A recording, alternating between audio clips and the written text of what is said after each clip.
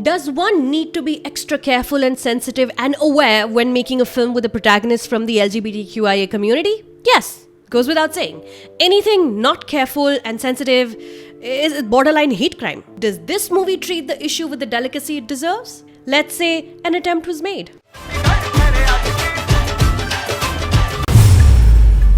Abhishek Kapoor is a filmmaker I like and respect. Barring Aryan, which I'm not certain I've watched or erased from my memory at this point, he's consistently written and directed films I've enjoyed. And I am including Rock On 2, Fitur and Kedarnath. Some of these movies aren't paragons of cinema, sure, but at least none of them insulted my intelligence as his audience. See, when a filmmaker respects their viewers, their work automatically possesses an honest authenticity, which I've always found in Abhishek Kapoor's works. There's a certain valor in committing to a story and the way one chooses to tell it, which I've found to be easily perceivable in Abhishek Kapoor's movies. His latest, Chandigarh Kare Aashki, might be his most audacious attempt so far. There's an entitled gym owner / bodybuilder Manvinder, जिसके biceps, triceps, all the steps वो फट के बाहर आने को तैयार है. He falls in love with the trans woman Manvi, only he doesn't know that she's a trans woman, and he loses his shit when he finds out. But is he secretly open-minded under his traditional Indian Raja Beta only son in the family conditioning? Let's find out. What sounds basic is in fact a conflict elaborate enough to fill volumes of books, which it has. A narrative which demands a very careful and well-informed approach. In the year 2021, while acceptance and inclusion is high, it is still not high enough for anyone to be carelessly flippant about it. Opening credits lit with blues and pinks merging together. It's nice, it's cute and fun, but that alone won't cut it. Sidebar. A few weeks ago, Oscar-winning actor Eddie Redmayne expressed regret at having played a trans woman in the 2015 film The Danish Girl, furthering the conversation about representation, admitting to years of cisgender success on the back of trans stories. Simultaneously, in a perfect example of one step forward, two steps back, there also exists that big comic with multiple Netflix specials and that trans exclusionary writer who created Harry Potter.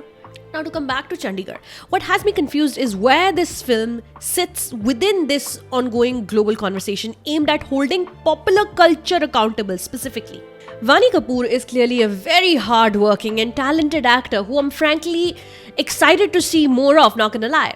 But when finally a leading part is written in mainstream Hindi cinema where the trans woman is not a sex worker, cis actors must step aside and make room. These are conversations Indian cinema isn't having quite yet. And considering I have little to no knowledge about trans actors active and available for roles in Hindi films, I can't speak for the community at all. Chandigarh Kare Aashki is going straight for the millions of people across Hindi-speaking cinema who are a lot less aware of terms you and I learnt off the internet. Gender spectrum, transitioning, transgender, non-binary, preferred pronouns. It is straight up talking to people who might see themselves reflected in Manvinder's close-minded elder sisters, or mothers who will identify with Manvi's mom accepting of Shiv as Ardhanarishwar but not her own child as a woman, or fathers who might learn a thing or two from watching Kanwaljit Singh playing a patriarch who adapted.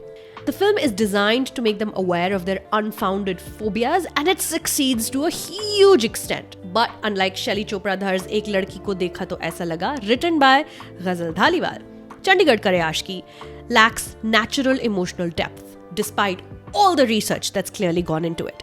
The script spends way too much time going about Manvinder's fitness journey and Gabru of the Year competition than it does on his internal journey towards acceptance.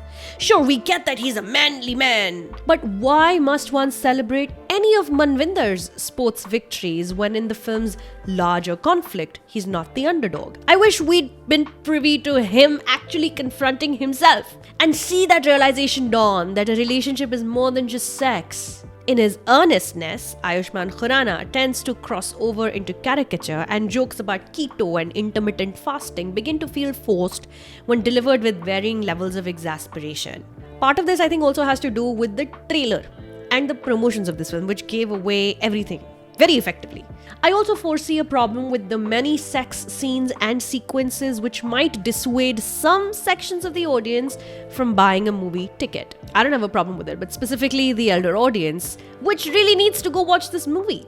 Manvi is very sexual. She wears a lot of makeup. Her hair is always perfectly blow dried, ready for Instagram. Perhaps she's trying to make up for time lost in a past life. She's written as an empowered woman, still looking for her knight in shining armor, which is perfectly fine. People are all kinds. Her gay friend exists only because gay friend. But writers Supratik Sen, Tushar Paranjpe and Abhishek Kapoor himself successfully avoid the tone from becoming crass. There's also a surprising acknowledgement of privilege. How some women can afford gender reassignment surgery and some have to beg on the streets. A boy meets girl love story where one partner is simply replaced by a trans person is not revolutionary considering where the world is at right now. But because at the heart of Chandigarh Kare Aashiqui lies true empathy, and it is talking specifically to an Indian audience, it's not a bad first attempt. I get it. The attempt to normalize things majority of this nation and the world still sees as wrong or sinful. To treat a serious issue with the light-handedness of comedy and situational humor is tricky, and it requires very specific, like the Taika Waititi skill set to keep it from turning solemn. Abhishek Kapoor goes there intrepidly and resolutely, breaking the fourth wall even by adding snippets from actual interviews with trans celebrities, doctors. And he manages to keep steady on the line between PSA and rom-com. He's singing and dancing, but also reading the room as he goes, peripheral vision darting. If you're a trans person watching this movie, consider this review a trigger warning. The movie really gets into slurs, the whole spectrum of offensive things people say. And because the tonality is colorful, romantic, comedy, you might not see it coming, but it's there. Chandigarh Kare Aashiqui is in theatres. Jaake dekhe. Now for Relation Mein recommendation. Instead of a movie or a show, I am going to recommend 2 YouTube videos. Hugely popular YouTuber Nikki from Nikki Tutorials came out as a trans woman in early 2020. Go to her channel and watch her talk about it.